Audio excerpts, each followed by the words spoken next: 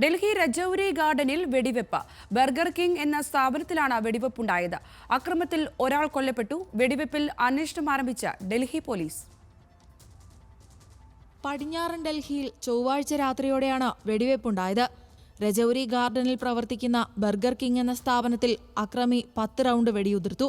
അപ്രതീക്ഷിതമായി ഉണ്ടായ അക്രമത്തിൽ ഒരാൾ കൊല്ലപ്പെട്ടതായി ഡൽഹി പോലീസ് വ്യക്തമാക്കി. വിവരം ലഭിച്ചതിനെ തുടർന്ന് പോലീസ് എത്തി പ്രാഥമിക അന്വേഷണം നടത്തി.